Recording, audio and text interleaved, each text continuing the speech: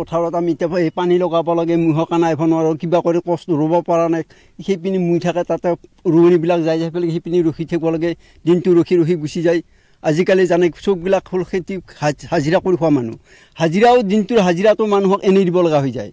গতিকে এতিয়া আপোনালোকৰ হেৰি চেনেলৰ জৰিয়তে চৰকাৰক এটা অৱগত কৰাব বিচাৰোঁ যাতে আমাৰ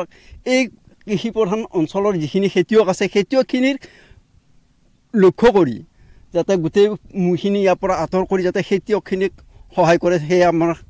আপোনালোকৰ চেনেলৰ জৰিয়তে চৰকাৰৰ ওচৰত অনুৰোধ জনাওঁ বনৰীয়া মহ খেদিব নোৱাৰি তাৰমানে এনেকুৱা তাৰমানে পৰ্যায় হৈছে বনৰীয়া মহ এতিয়া যদি খেদি আহে লাখুটিডাল দেখা পালে তাৰমানে অলপ আঁতৰ হয় সেইকাৰণে তাৰমানে লাখুটিডাল লৈছোঁ আৰু মই থাকোঁ পথাৰৰ মাজত অকলশৰীয়াকৈ ৰাতি 9টা 8টা বজাতো তাৰমানে ওলাব সময় নোৱাৰি দোকানত যাব নোৱাৰি তাৰমানে ঘৰৰ বস্তিত সোমাইছে আহি মুহে সেইকাৰণে চৰকাৰক এটা কথাই অনুৰোধ কৰিছোঁ যে কম দিনৰ সময়ত মুগীটা নিয়াৰ ব্যৱস্থাটো কৰিলে ভাল পাওঁ আৰু এতিয়া আপোনালোকৰ খেতি যে বিনষ্ট হৈছে খেতি বহুত অনিষ্ট হৈছে কঠীয়া খাইছে কলগছ খাইছে বহুত অনিষ্ট মোৰ আনকি ঘৰৰ বস্তিত সোমাইছে চোতালত ঘুমাই আছে আৰু কি বুলি ক'ম